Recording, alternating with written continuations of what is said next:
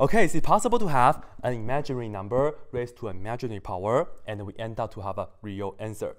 And some of you guys may notice this already. This is similar to the question that if we ask ourselves, is it possible to have an irrational number raised to an irrational power and we end up to have a rational answer, right? And in fact, I did a video in the past, and be sure to check that out. And in this video, we will do it with a similar approach, right? Just come with some argument to show this is indeed possible.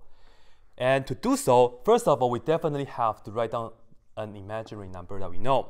And the easiest one is, of course, I, because that's the imaginary unit, right? So we know I is imaginary. And by the way, the word imaginary means not real, okay? All right, now, this is the only imaginary number that we have at the moment. And of course, we may be able to multiply like 2i or 3i or whatsoever, multiply by some constant. But here is the situation, right? We want to have an imaginary base raised to an imaginary power. So let's go ahead and consider the following. Well, if this is the imaginary number that I know, first of all, let me put that down for the base. So we have the I for the base. And we also want to have an imaginary power, right? So we must have the I right here as well. So that's pretty much it. But we don't know what this is, right? And here is the similar things as the irrational number raised to the irrational power to the irrational answer or not. Same approach. We will do this by cases. So here we go, case 1. Suppose this I to the I is real. If the result of this is real, and you see imaginary to an imaginary power, if this is real, then of course we satisfy the question already. So we are done. Okay, so that's case 1. Nice. Case 2. Once again, remember, whenever you have a number, it's either real or not real. Not real, it's the same as imaginary. So the second case is if I to the I is imaginary, all right? Then we will do the following. As you can see, here we have another imaginary number, right? In this case, okay, in this case.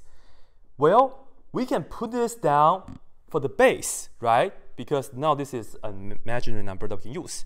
So let's look at this number, I to the I for the base. So let me put this in a parentheses. And then I also have another imaginary number, right? Which is, this is what we know.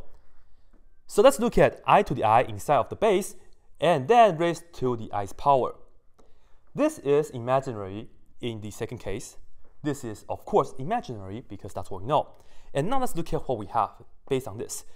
As you can see, if you just look at the power to the power, of course, this is the same as I for the base, and then you multiply the powers together, so it will be I times I. This I in red times this I in black, right? So these two together, we will get I for the base. This times that is going to be I squared, which is going to be -1. And you know, this is just going to be 1 over I because you have a negative exponent, bring that down to a denominator. And 1 over I is, you just multiply I on the bottom and on top, and you get I on the top over I squared again, so that's pretty much -I, right? Well, here's the trouble. -I, it is not real. I is imaginary, right? I is imaginary. Negative imaginary number is still imaginary, all right? Okay, so let's think about how in the world we can fix this. Once again, we know I is imaginary, and any constant multiple of I, such as 3i, 4i, or maybe 17 times I, or things like that, it is still imaginary, okay? Well, here is something that we should also know. I is imaginary, but let me just put this down. I squared, which is equal to, by definition, you know, this is going to be -1. And now this right here is real, right? Wouldn't it be nice if I can somehow square the result? That'd be so nice, right? So imagine if I just go ahead and square that. Then this is going to give us -1 squared, which is going to be +1, and then I squared is going to be -1, and then you know it's going to end up to have a real number. So all I have to do is pretty much go right here and just pretty much square everything like this, right?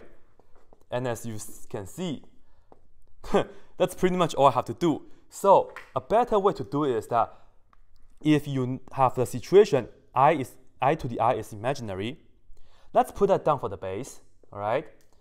However, instead of raise to just the I power, let's go ahead and raise to the 2I power, because you have to multiply these two powers together, right? So let's look at 2I like this, okay? And let me just do all the work again from scratch for you guys. So here we go.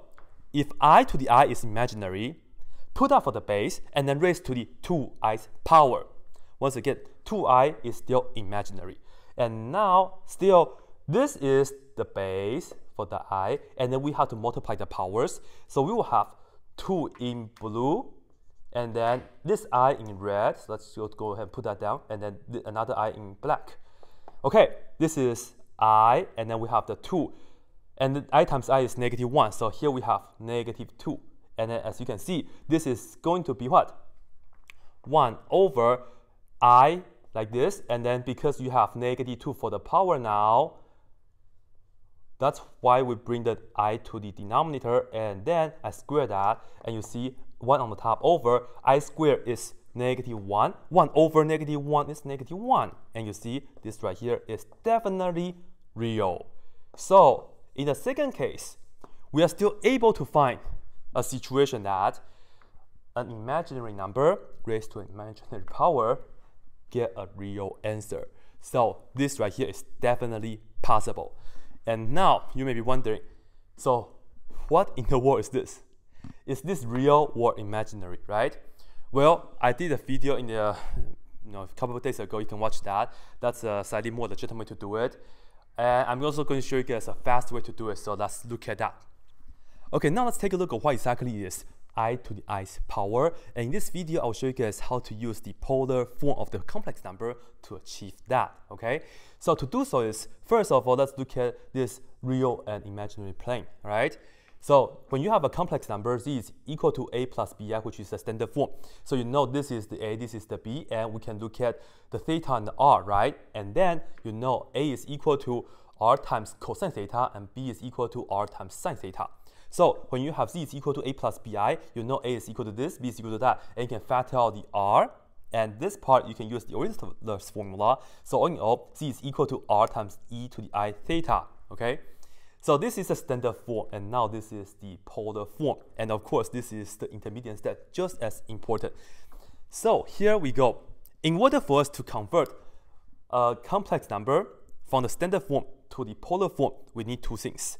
First of all, if I know what r is, right? And if I know what theta is, then I will be done if I can figure these two out, right?